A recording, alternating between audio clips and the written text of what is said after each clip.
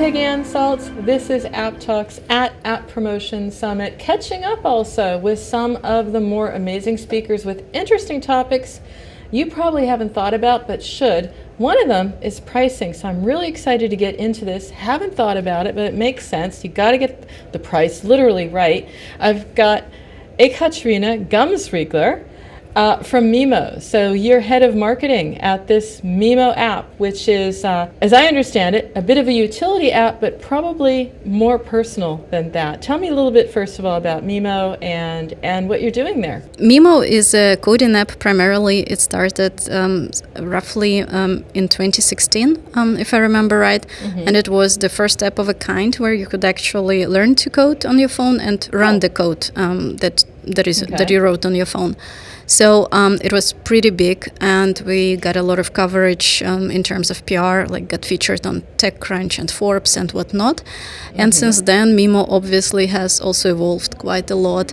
So today we're not only an app, but also a web platform where more advanced learners can go build a portfolio of projects. And our mission is basically not only to make coding accessible, but also get beginners to job readiness and to help as many people as possible get a job in tech. That's so important. I remember the book Program or Be Programmed, which is basically it. It's about not being disenfranchised, because if you can code, you can be part of the economy, and even no code requires coding. Don't let them fool you on that. So Mimo is an app with a purpose, and I started at the beginning about pricing because it's a subscription app, but it's a platform, and you put a value on that. You say, well, what are people willing to pay for this? And probably sometimes that obviously varies depending on a number of factors, and that's where I understand you have a lot of insights to share. So tell us about how not to shortchange yourself and your users when you're thinking about pricing. When I started as a head of marketing 4 years ago, we were hitting a really hard LTV ceiling. So we wanted to keep scaling paid acquisition, we wanted to keep growing and keep investing more into marketing, but it was not feasible anymore because the customer acquisition cost would not really allow it. And this is where I believe I was lucky enough to kind of hack the system and to get the trust from the founders to also work on the rest of the funnel. And obviously it has to be personal as well as the rest of the funnel. I mean, pricing has to vary, but it has to match the audience. Yeah. So they let you experiment. What happened? Yeah, exactly. And I think then a lot of experiments with the paywalls, and I started working as a product manager in the growth team as well. Mm-hmm. So a lot of experiments on the paywalls, including the pricing, started happening. My first shot was pure luck, I would say. I mean, it was a bit of planning, but mostly luck because we just increased prices by 25%. And back then, it worked. It was 2021. Back then, I think the users were not that price sensitive, and it was also clear that in most of the markets that we are interested in, like Tier 1, it was still within the acceptable price range. Yeah. But this was started changing over years, and I was sharing in the morning today that the next experiments in 2023 or 2024, they did not have such a positive impact on average revenue per user. Mm-hmm. So obviously our target audience got a bit more price sensitive over the years, especially in 2022, 2023. And then this obviously made me look much deeper into the topic as well, to start using different methods for pricing research, like surveys, like Van Westendorp price sensitivity meter. So to go a little bit more scientific about it, not relying purely on luck and a bit of a napkin math, but to actually look into this. And in the morning I was also sharing a bit more about how I approach it today and why it's important. And so what is the learning now? Is there a sweet spot for pricing, or is that too general? Is it really, it depends, like creatives always depend on what you want to do and who you're segmenting? Is it that type of granularity, or are there some common threads? I think, the answer will be depends, right? But there are some inputs which I consider fairly reliable that can help you define the pricing. Obviously, it's a lot about your competition and into which category you are falling mentally in the user's head, and like who exactly you're competing with.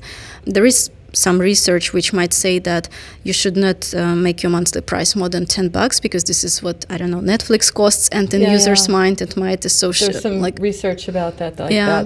But then there are some things you'd pay for. I mean, like educating me to be part of the app economy because I can code. Maybe it's worth it. I don't know. Yeah, exactly. And that's why I think this kind of research or as well as insights from the competitors are valuable inputs, but they should not necessarily convince you to just follow the market because obviously, hopefully, your product exists because it's different and because it has some USPs, like unique selling points on top of that. So you can, ideally, you know how to communicate them, and ideally users willing to pay more for them.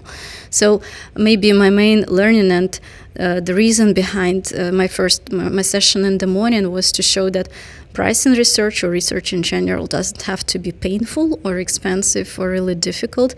You can learn a lot by running simple surveys, analyzing the results, getting inputs from, I don't know, Google Play cancellation responses or your refund requests. You already usually own a lot of data, which can guide you like roughly where the user's sentiment is. That's true, because they're asking us constantly as app users, do you really want to pay for this? And it's like, if I say no at that point, that tells you something about, well, what does it actually tell you? Because it would give you context of my decision. It would tell you that that price point didn't work for me.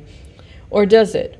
Does it tell you that? Or is this a case of it depends on when you ask about the price as well? I mean you might, like, for example, seasonality. If you ask someone about somebody right now at the beginning of the new year, it might be like new start, fresh start, doesn't matter what it costs, I'm going to do it. Yeah, I think, and I've also heard one of the stories literally today from a random conversation after my talk that actually there are some power users that you might apparently acquire in winter, like for example for some health and fitness apps. And I also saw this when I was working at Rantastic, that of course the New Year resolution is a really big sin. So this is when in health and fitness you have to go for it. You have to ramp up your spend, and you also hope that you're going to get like users who pay.